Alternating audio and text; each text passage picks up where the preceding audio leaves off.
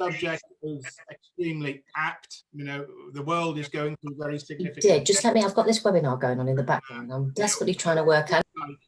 The new world that we are in is going to be staying with us for quite some time. And talking to clinical colleagues and chief dental officers, it looks that the new approach to dentistry is going to be with us for quite a while, especially as they move into new conceptual terms.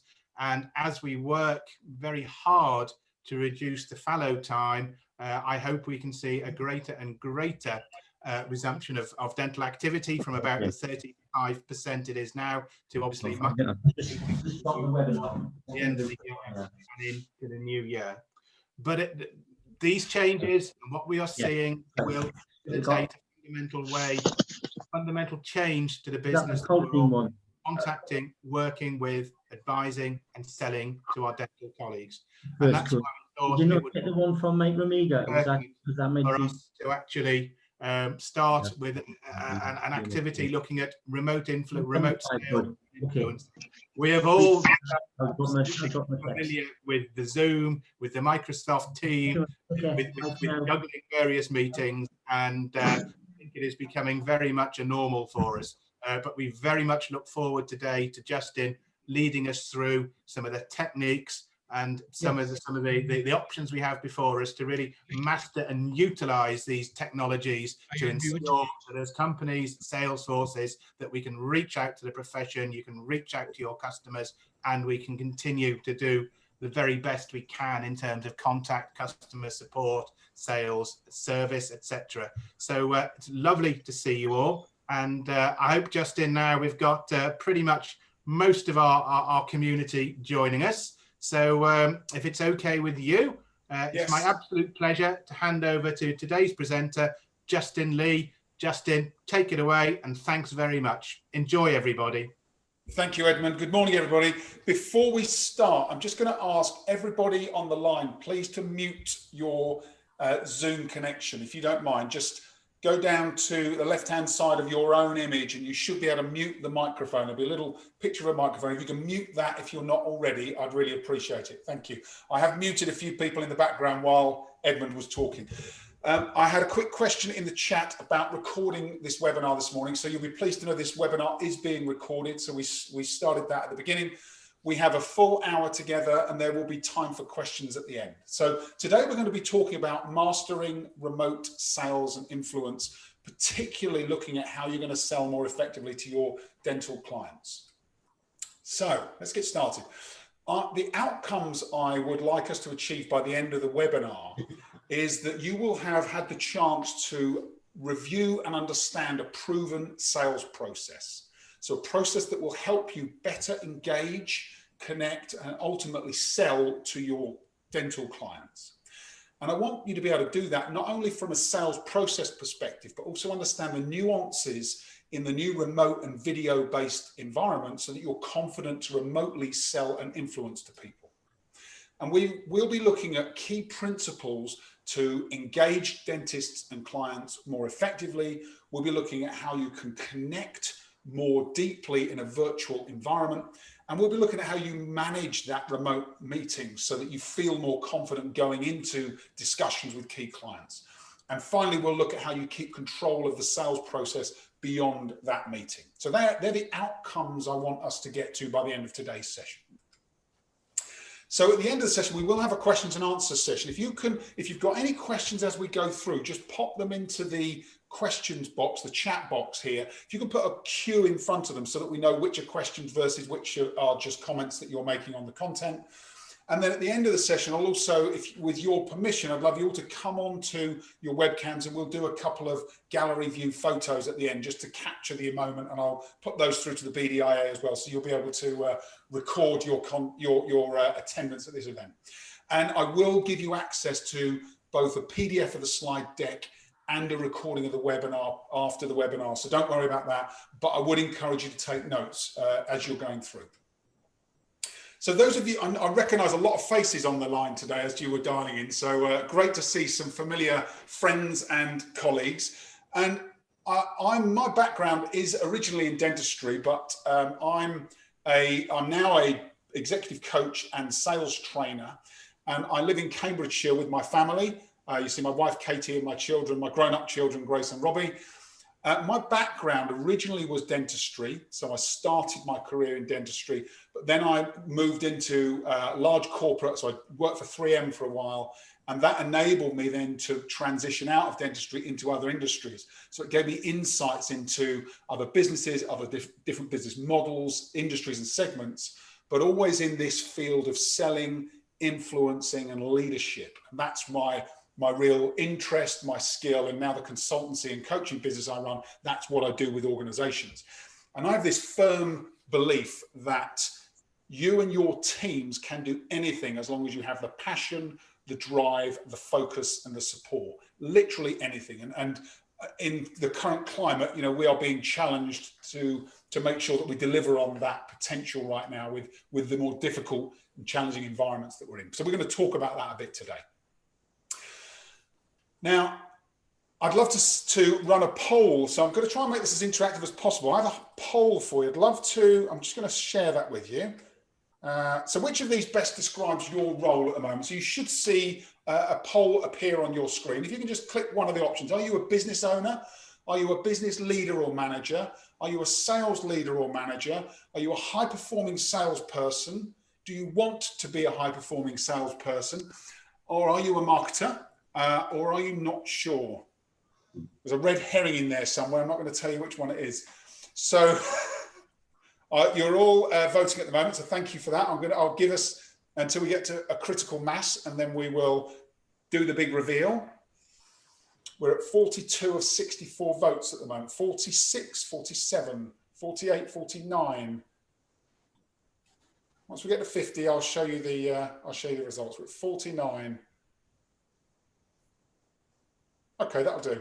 So I'm going to end the polling and share the results. So this is who's on the line today. This is who's in our group. We have 6% of us are business owners, 20% are business leaders or managers, 27% are sales leaders or sales managers, 16% of you are high-performing salespeople, 20% of you have this desire to be high-performing salespeople. Kudos to you. And 10% are marketers. And thankfully, nobody is not sure. So that's a really good start.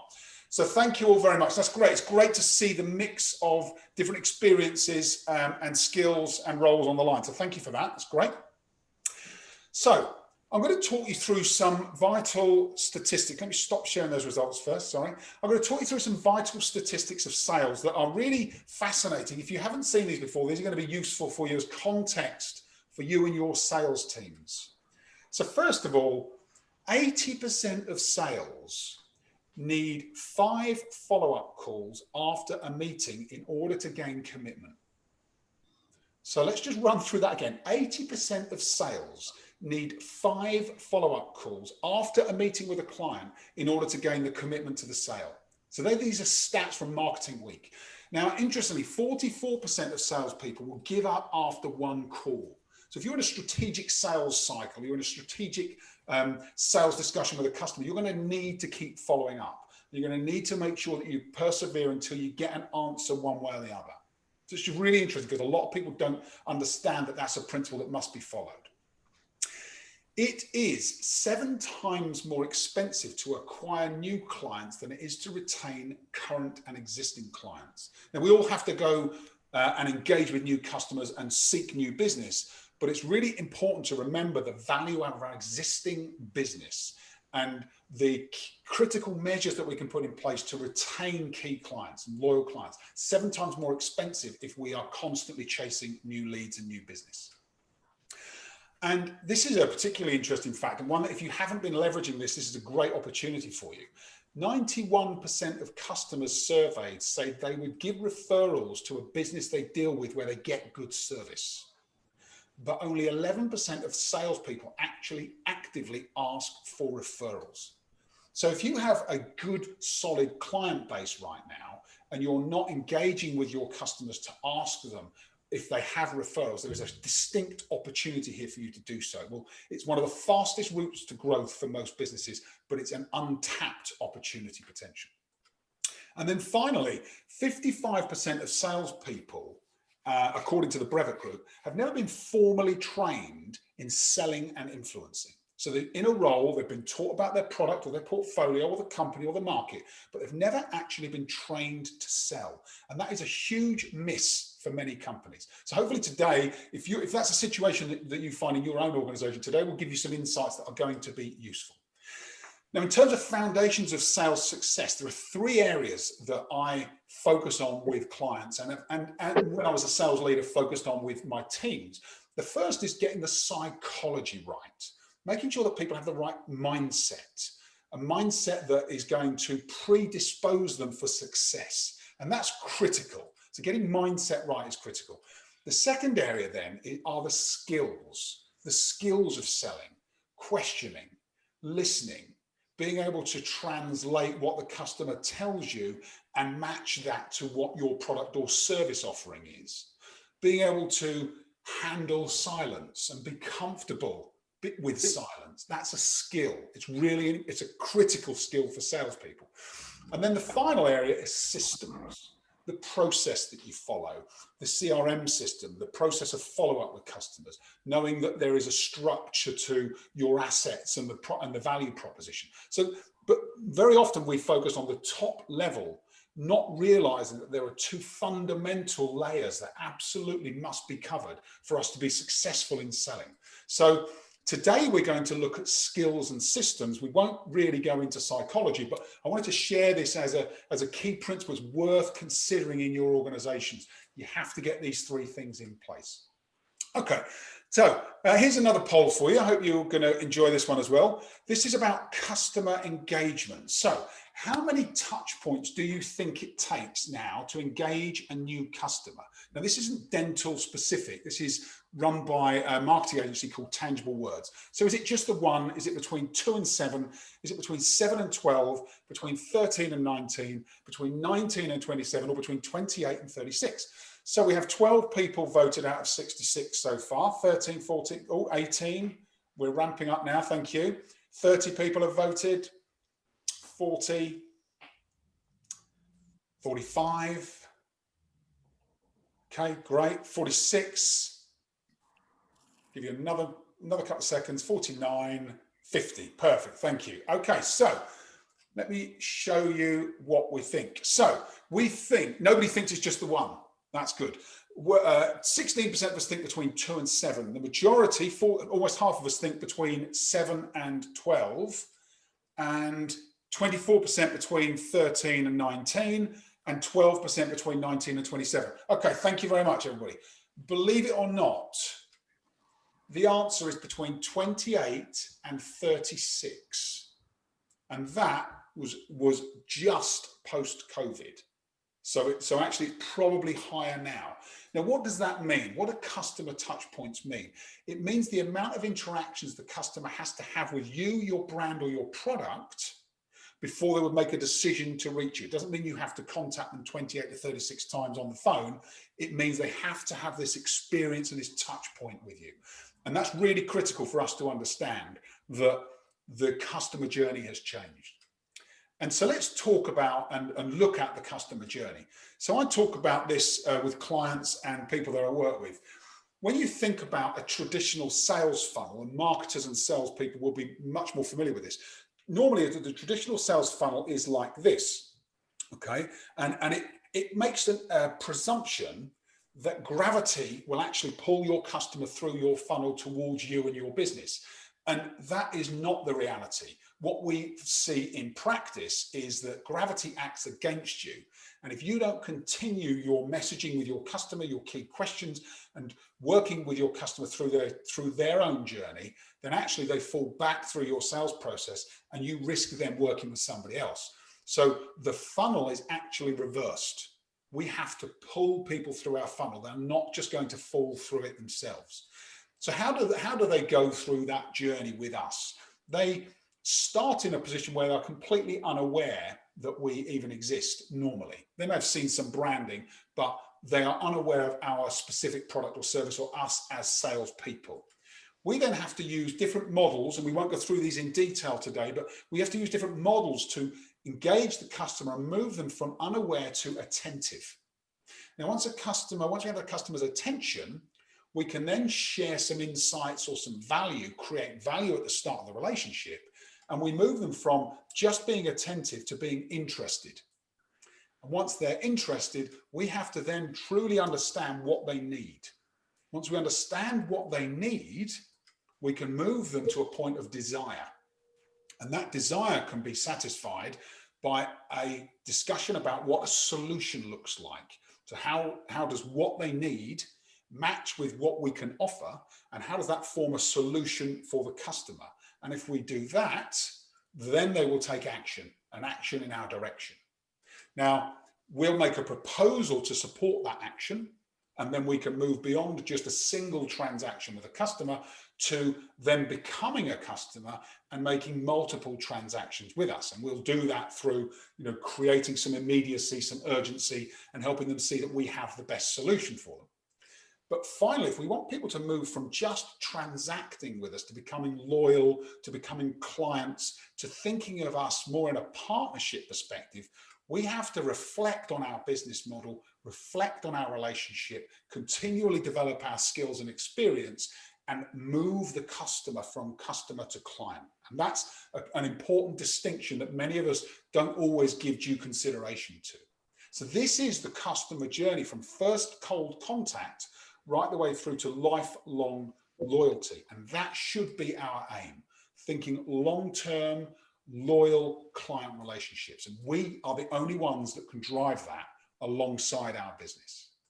So you may have seen and heard in the kind of thought leaders and influencer space, this principle of know, like, trust.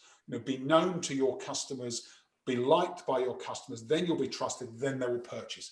In reality, it's not quite that simple. There is a much more in-depth journey the customer has to follow in order to become a loyal client with us.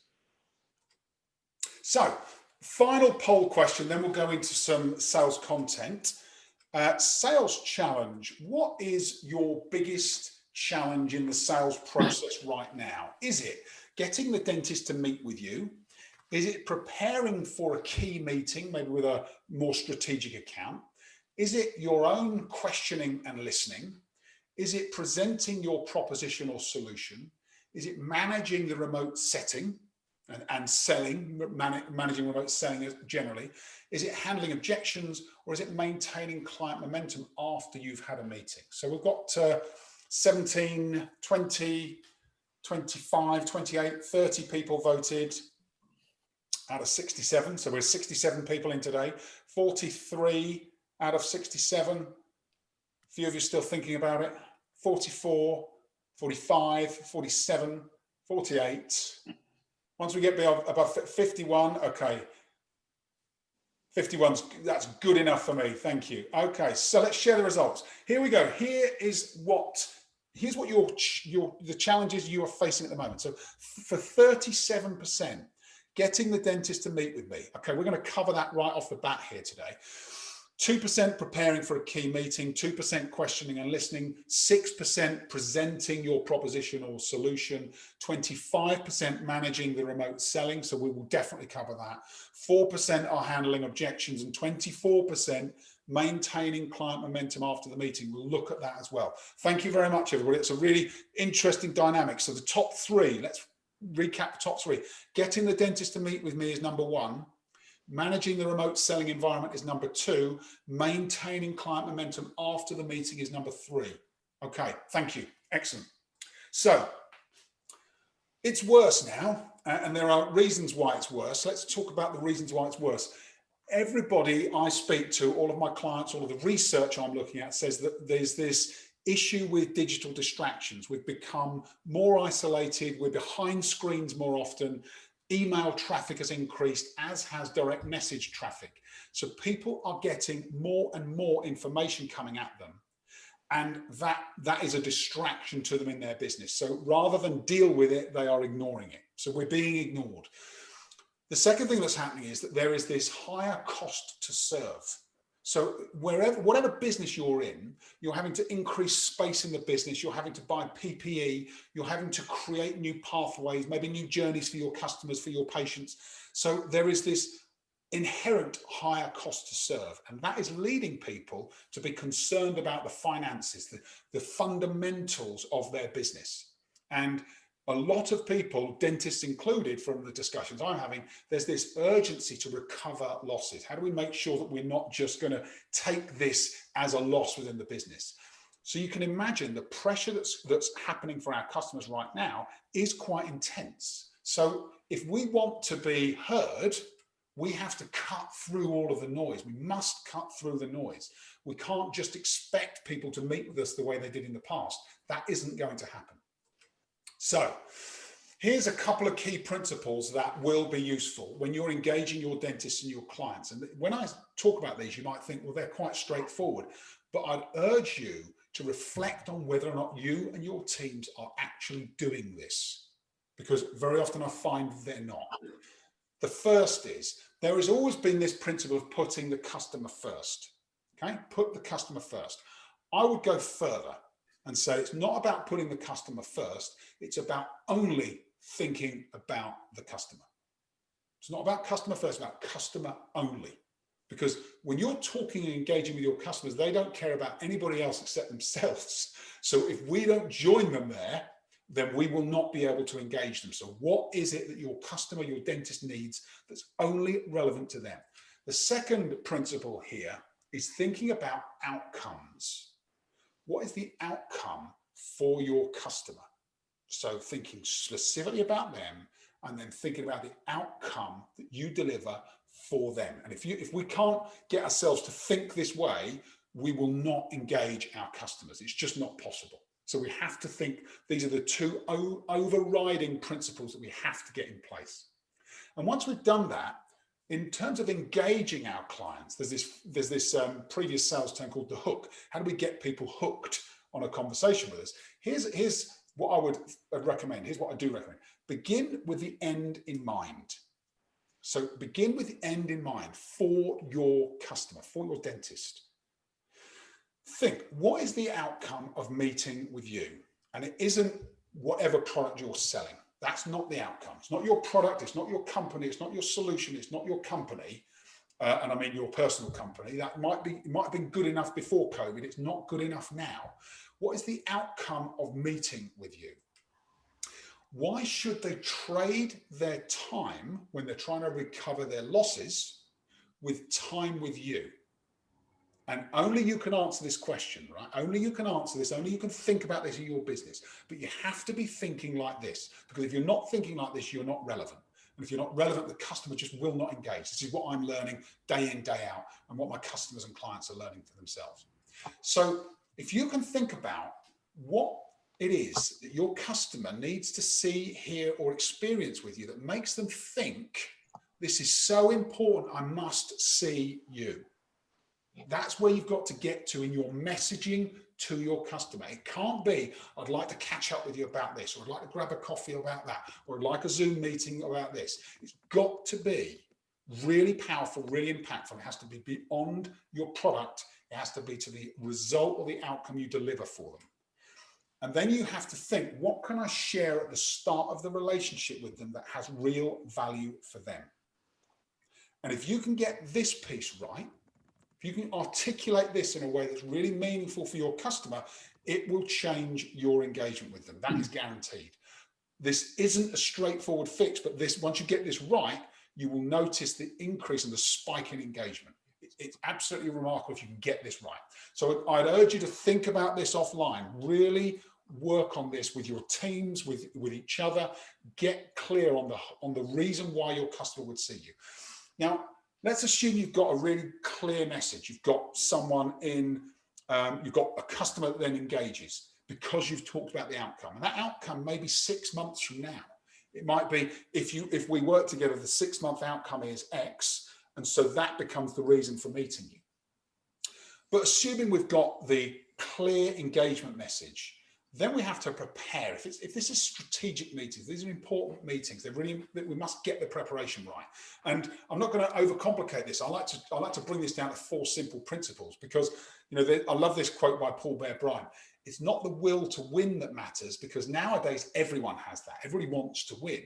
It's the will to prepare to win that really matters. We can't just stumble into customer meetings anymore. The environment won't allow it. So I think about preparation in 4 ways. So we've got you and your client or your dentist. And then we've got the internal factors and the external factors. What's going on internally for you, what's going on externally for you and for your client. And here's the preparation. So for your client internally, what's going on for them? What can you find in their company and professional information? What's on their website? What's on their social channels? What's on their Facebook feed? What can you find out about them that is personal and professional to them? Next, we go to externally. What's going on in the market? What are they experiencing? What's changed? And it's huge in dentistry, right? AGPs, fallow times. Edmund's talked about this at the start.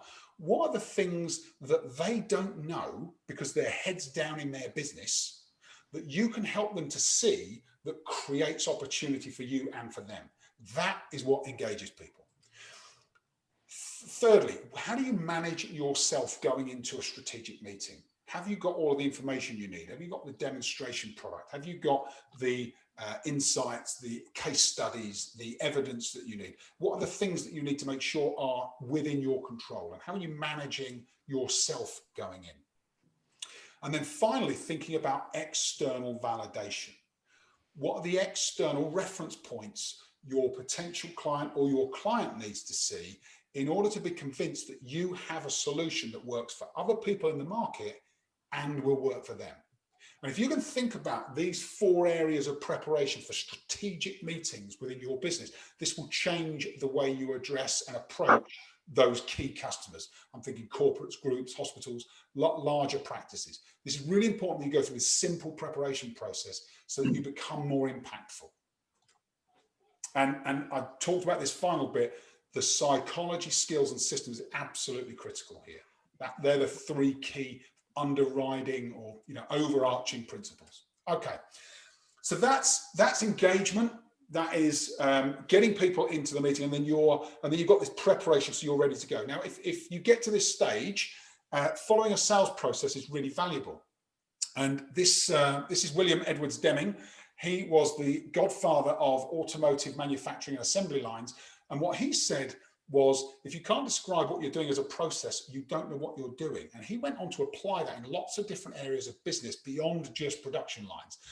And it's a very firm statement. I would say that actually, if you can't describe what you're doing as a process, you can't reproduce it easily, which means you can't get results easily. So how do you do that in selling?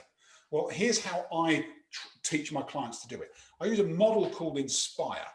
And what this model called Inspire does, it starts at the center of the relationship with a customer and a salesperson.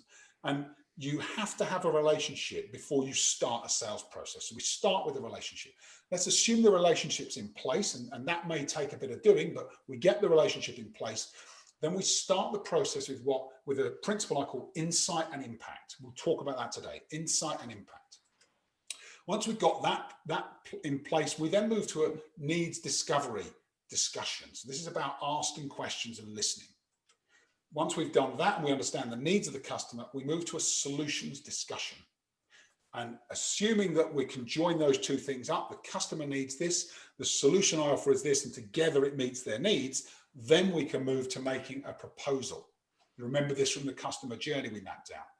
And if I make a proposal, I want to get agreement on that proposal. So this is where negotiation will happen. We won't cover that today, but there are some key principles of negotiation that are really important so that we get agreement on our proposal. Once we've got agreement on the proposal, we then document the immediate actions. And you'll see almost a quarter of us say that maintaining client momentum is a key challenge for us. It's because we don't get this final step in place before we leave the meeting. We've got to be really clear on the immediate and urgent actions that we need to take, that the customer needs to take, and get commitment from them to do that. Once we've done that, actually the sales process could end, but I always recommend some form of self-reflection so that we are continuing to think about how do we add more value? How do we create better experiences for customers? How do we get better ourselves? And then the process can start again because we're continually improving what we do. So that's the model. I've gone through it very quickly. Today, we're going to look at the rapport, which underpins the relationship. We're going to look at insight and impact, and we're going to look at the needs discovery phase. So we're going to cover those quite quickly, but they will give you some insights that will be useful for you. So what is rapport? Let's start with rapport. Everything starts with rapport, right? Everything. And what I would say is, in terms of rapport, it's the ability to relate to others in a way that creates a level of trust and understanding, and it's the foundation for a positive relationship. And if you could put rapport into one line, it's effectively, as salespeople and clients, we won't buy from people we don't like.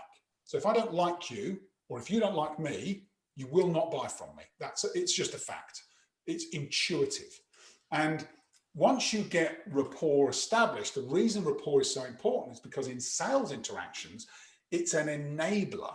So it enables the client or the dentist and you and I as salespeople to unconsciously gain agreement and acceptance. So the customer doesn't think, oh, I'm going to, I need to like this person to buy. They sense and feel it. And it's absolutely critical for any form of engagement, any form of influence, in order to get in commitment, in order to challenge somebody in certain situations, because we all have this need to challenge at times, and for us to be high performers. If we can't build rapport and relationships with other people, we can't reach levels of performance that we need to. And in terms of rapport, there are two things to keep in mind. We like people who are either, one, like us. So we think they are like us in some way, shape or form. I don't know, there's some familiarity. The second is we like people who are interested in us. Interested in us, not talking about themselves, interested in us. And if you think about those two key principles when you're establishing relationships with your clients, it will make a huge difference. That's how you start. So I'm going to cover the communication mix, then I'll talk to you about what we can do to build rapport. This experiment was run by this Dr. Albert Morabian back in the early 1900s. And what he was measuring was the impact of communication. And what he found in his study was that 7% of the communication we experience and interpret is the spoken word. 38% is the way the words are spoken, the voice, the tone, the pitch, the pace, all of the things, the accentuation of the language. The remaining 55% was body language. So think about those numbers for a minute. Now, 7% is conscious. This is what we think about. The rest of it is unconscious. That means we don't think about it. It flows from us without us recognizing it. So when we realize that, the combination of communication, but more importantly, what's conscious and what's unconscious, what it means is if we want to create rapport, there are three key things we can do that will accelerate it. So here's some things you can do that will accelerate rapport. The first is to smile, to be warm and be sincere. Okay, and that sounds obvious, but if you actually say those words to yourself and you have an intention to create that, it will flow out of you and your customer will sense it. That's the important thing. Set the intention and your customer will recognize and sense it. Secondly, listen, be interested and curious, because people, if they don't like us, they like people who are interested in them. So one way or the other, they will end up liking us. So you've got to listen, be interested and curious. And then third and finally, there's a great principle in NLP called match, pace, lead. What it means is that when you first interact with somebody else, you meet them where they are, you meet their mannerisms, you meet how they are behaving. And once you've met them and you've matched them, you can move as the relationship improves to pacing, so getting alongside each other, moving things forward, then you can lead. And this is a really important principle for dynamic rapport, for increasing and accelerating relationships. So that will be really useful. Think about those, think about how you use that when you're engaging. In particular, I know it's more difficult to be in person, but in particular on video, this works incredibly well. And we'll talk about that towards the end. Okay, so that is rapport, whistle-stop tour of rapport. Next is insight and impact. So you've got your customer engaged. They're having a meeting with you, you're prepared. You've built rapport, the relationship's flowing, it feels easy. Now, how do we start the sales process? Well, There's this quote, I love this quote: in a crowded marketplace, if you fit in, that is failure. In a busy marketplace, not standing out is the same as being invisible. So we have to cut through. I've talked about cutting through the noise. It's really important. Don't be the same as everybody else. The way we do that in this model is we share insight that has impact.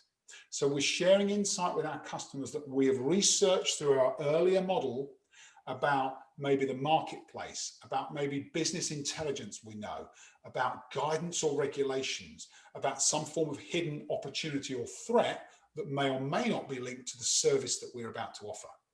Okay, so we're creating impact with our initial opening statement to our customer. And once we've done that, it will do a few things for us unconsciously. Remember, this is, it's not the customer thinking, oh, that's interesting. This is unconsciously, at an intuitive level. It establishes you as credible. It makes their interest and inquisition increase. It creates value and a positive intent. And it can even appear as a favor or a gift.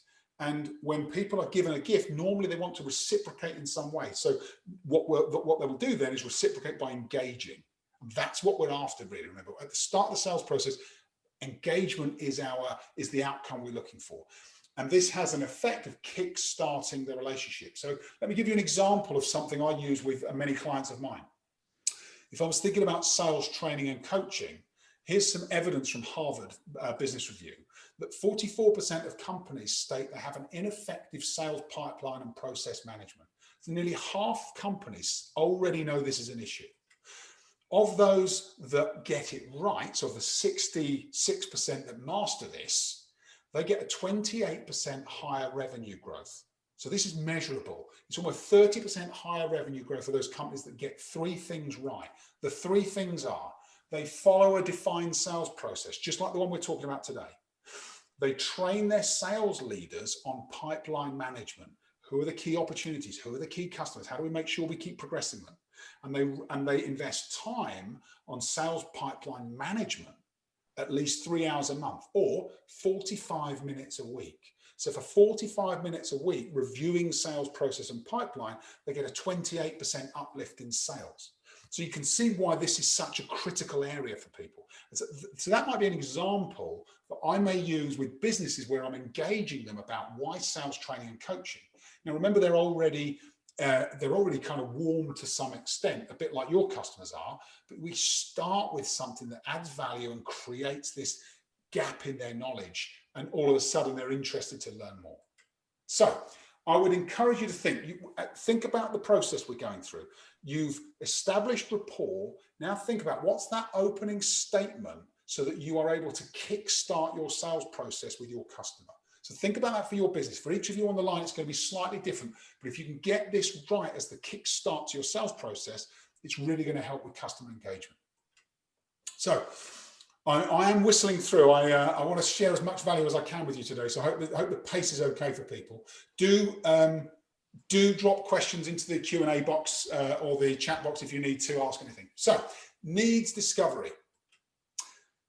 So needs discovery, what's this? This is about how we understand what our customer needs. Now, the challenge for many salespeople is we start the process, they're engaged, we've got an insight impact statement, the customer's kind of saying, well, tell me more, and then we start pitching our product and service. That is exactly the wrong thing to do. At this stage, once the customer's interested, we now need to move from a point of engagement to asking them more about their business, more about why that's important in the first place. Hi, yes, thank you for calling me back. I think it's okay. I caught it. I've muted it. Right.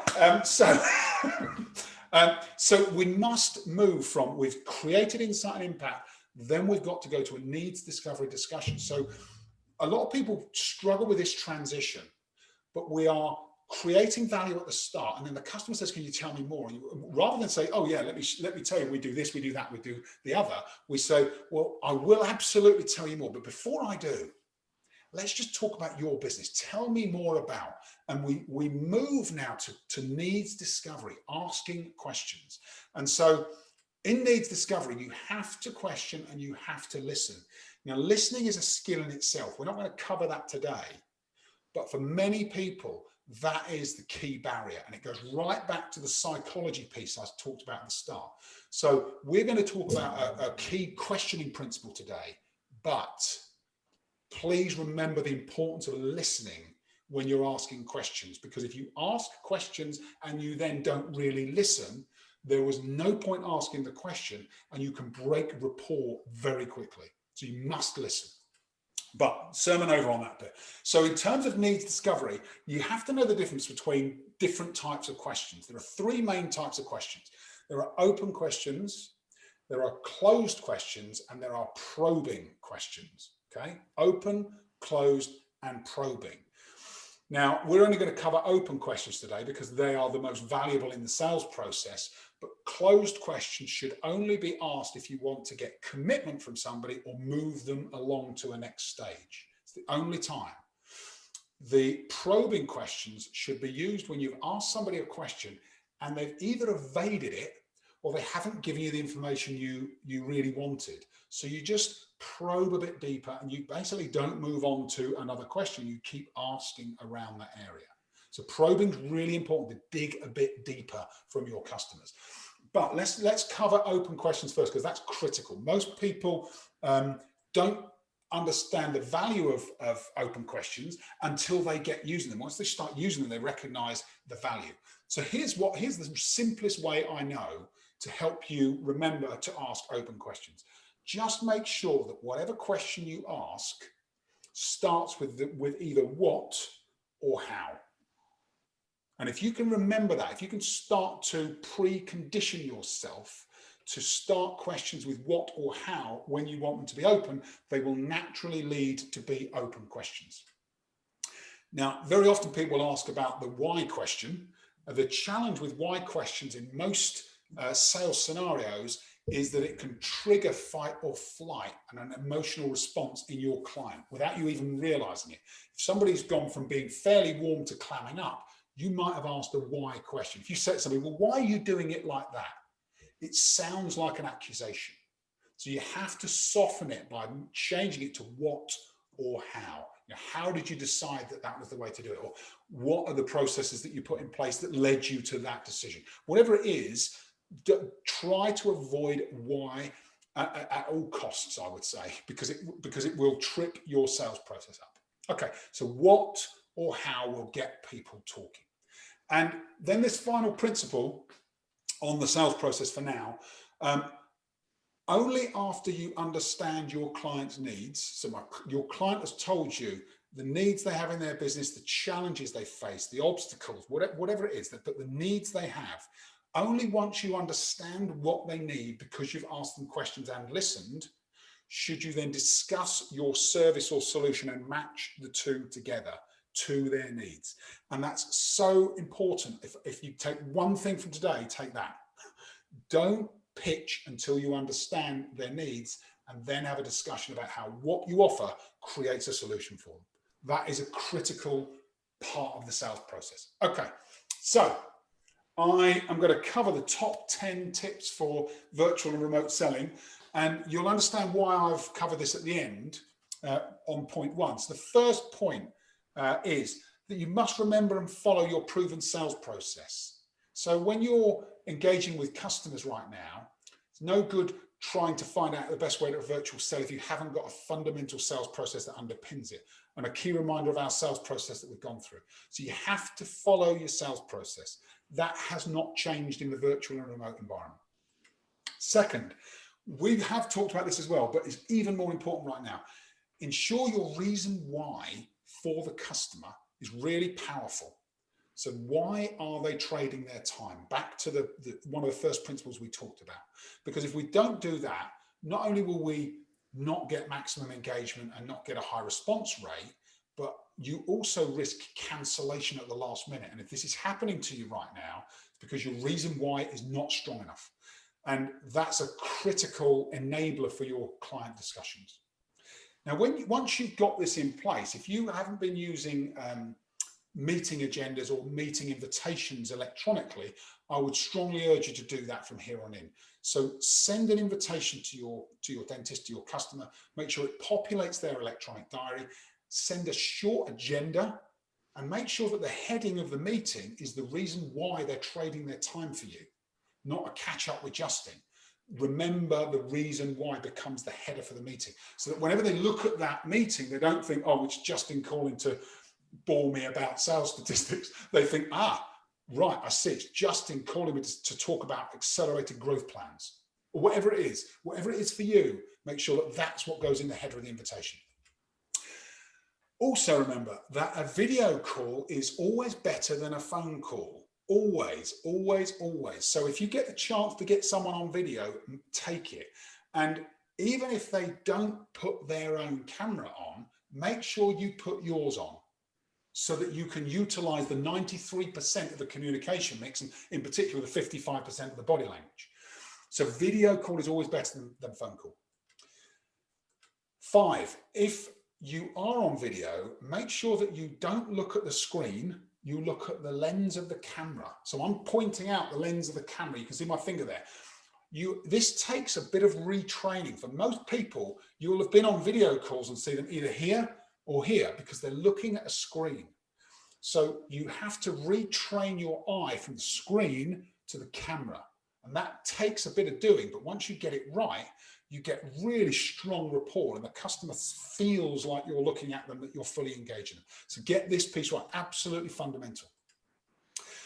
6, be early and be prepared. So remember, when the customer's coming to meet you on a Zoom call, it's not like you going to their practice anymore. This is like them coming to you. So all of a sudden it's your domain and you need to drive. So you're the one in control. Make sure that you are early into the discussion. Make sure that you're prepared beforehand so that you get competent with the platform. It's really important. Don't be struggling with, oh, hold on, I'm on mute, this person's not doing that. You need to be seamless from the start. 7, turn off all notifications. Make sure your email's not on. Make sure you haven't got your phone binging and bonging in the background. Make sure that you are well prepared and that you've practiced beforehand. Number 8, remember how important rapport is, especially in the video setting. So start with rapport, get them engaged, get them interested, get the conversation flowing, and it will establish your sales process for you. 9, remember to listen carefully, because on Zoom or other platforms, there is this very slight lag. So we have to make sure that we create space between each of our discussions, because if we don't do that, what we'll find is that they're tripping up over our answers, we're tripping up over theirs. So just allow a little bit more space than you would normally in a standard discussion. And then finally, make sure you summarize, confirm the actions and the next steps. And this takes us right back to our issue about maintaining client momentum after a meeting. If at the end of each discussion, each meeting, you summarize, you confirm your actions, you confirm the customer's actions, you agree next steps, and you get their full agreement to that, and you take a bit of time with that last final stage of the sales process. Once you've done that, if you can get that right, clarity is power. And then you're not chasing somebody afterwards trying to maintain momentum, because you've taken that important step in the meeting with the customer. So I hope that's useful for you. This really, honestly, if you're not doing these things and you put these into practice, it will transform your selling ability in this new environment. Okay. So there's the top 10. You'll see, so you've got it in broken out into the first 5, second 5, and the top 10 when you get the presentation through.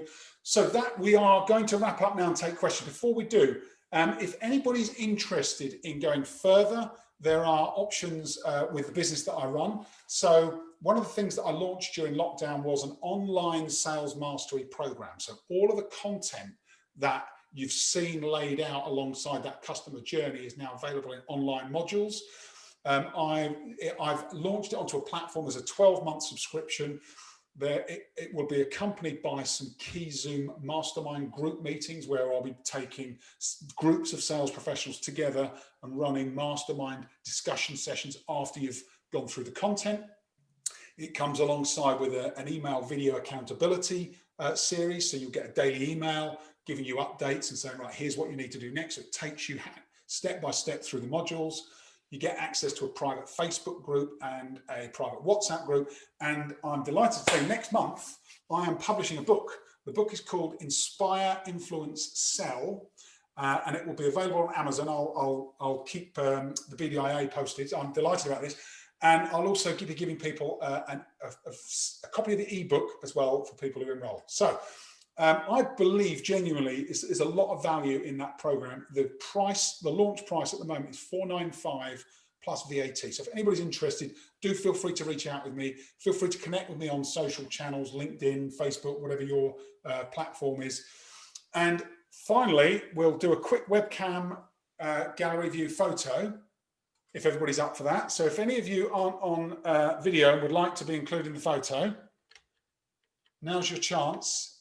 This is your opportunity for fame. Where are we? Okay, hold on. So webcam's at the ready, everybody. Let me move that across there. Cool, you're a handsome looking bunch. Right, thank you very much. I'll do, because there are a few screens here. Let me just do a second shot as well. Oh yes, brilliant. Right, okay, hold on. Sorry, give me a second, everybody. I will be with you.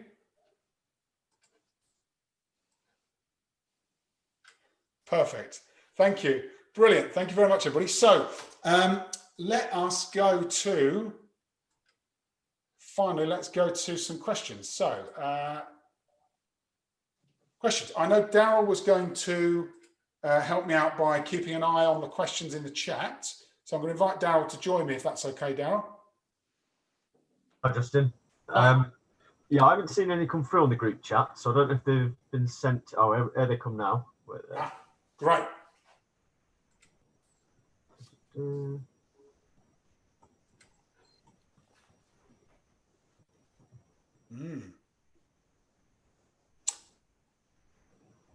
Okay, so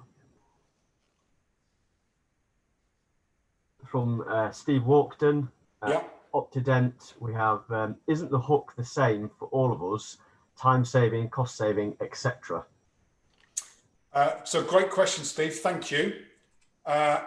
You could argue that it may be similar, but if it's only going to be time saving or cost saving, that's the ultimate outcome, I would agree. But the idea here is to specifically nuance it.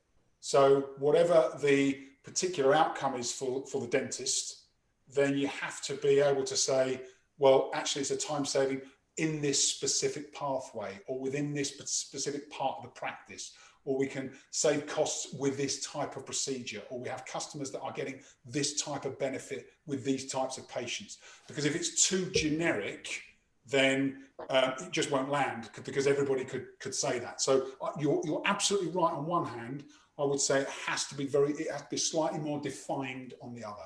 I hope that answers the question, Steve. Okay, next question is from Joe. You mentioned about probing questions. Can you go into a little more detail of how they differ to open questions? Thanks, Daryl. Yes, Joe, thank you for the question. Great question. Yes, I can. So we talked about open questions, opening the conversation up. So let's use an example. Let's say you ask a dentist about a specific challenge in their business. You know, how do you find this part of the practice? And they might give you some information, but you haven't really got to a need or an issue that they need to address.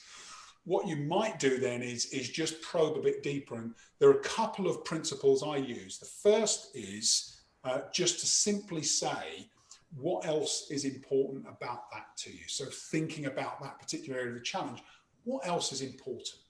And so you just kind of stay on that same topic, but you're digging a little bit deeper. And maybe you might then say, if you know, you might say, what else? And you still have to probe a bit deeper. You might say, can you tell me a little bit more? Or if you were able to resolve this, or if you tried to resolve this, what have you tried? And you might just dig a little bit deeper. And effectively, Joe, all we're doing is trying to uncover a little more in that area. And what or how questions don't really help you to get there. You have to probe. But it could be as simple as, what else is important? Please tell me a little bit more. That tends to probe quite well. I hope that helps, Joe. We've got no other questions yet. Okay. I've got a thanks from Joe. Thank you, Joe. That's great. Well, we are at 11:27, so we've just got one more come in actually. Great. From Paul Munro. What are your thoughts around the time frame of organising a repeat virtual sales visit versus face-to-face? What are your thoughts around it? That's a great question. Thank you, Darryl. Thank you, Paul. What are your thoughts around a time frame of organising a repeat virtual sales visit versus face-to-face? That's a good question. I guess it depends on the context. Paul, are you? I guess you're probably thinking. Maybe you're thinking of in a like a follow-up general call perspective. Is that what you're thinking? Yeah, absolutely. I think usually the sales reps I work with would work on a 2 to 3 month follow-up. Yeah. But in the virtual environment, that seems too long considering obviously the amount of digital interaction that's going on between other companies at the moment. Yeah. Thank you for clarifying, Paul. That's great. So here's what I would say. I would, in the discussion with the customer, I would agree with them what that follow-up cycle should look like. So I do this all the time. I refer to this principle as keeping your hands on the steering wheel of the sale, maintaining control. In that meeting, as well as next steps and follow-up, just say to the customer, I'd like to come back to you and follow up on this and just explain, what do you think? Normally we would say 2 to 3 months with customers. Would you like it to be 2 to 3 months and see what they say? So I'd get agreement from the customer, but I would also, I'd probably keep the cycle the same. I wouldn't be looking to extend it because chances are if you're not face to face, there is a greater risk that opportunity goes off the boil. So I would keep it the same or shorten it. That would be my advice. Yeah, thanks, Justin. That's exactly what we've been thinking of, moving the 2 to 3 months down to 6 weeks, possibly to give it more interaction, because they can be shorter. We can have shorter, more punchier conversations. Thanks. Yeah, it's exactly what I do. Thanks, Paul. Thanks for the question. Great for I'm sure for everybody else on the line as well. So everybody, I made a commitment that we'd be on time as well. We're at 11:29. So thank you, everybody. I've got some great positive comments coming on the chat. Thank you. Really appreciate it. And if that's okay, if we have no further questions, we'll call that a wrap.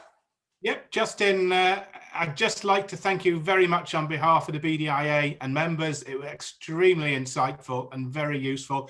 Hit the nail on the head, I think, with a lot of the challenges people are facing.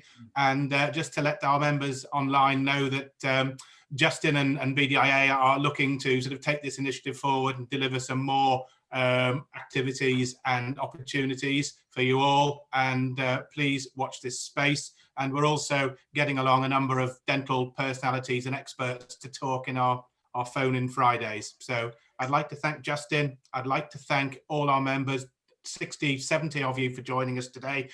I do hope that we are helping as a BDIA to provide you with some of these insight edges or information edges, these hooks that Justin talked about. We got out the information in June about dentists returning before even the dentist knew. And I do hope that the information on fallow time, on SDSEP, all the stuff we send out almost a daily basis just helps you when you're sitting down thinking, golly, what might be pertinent to this customer?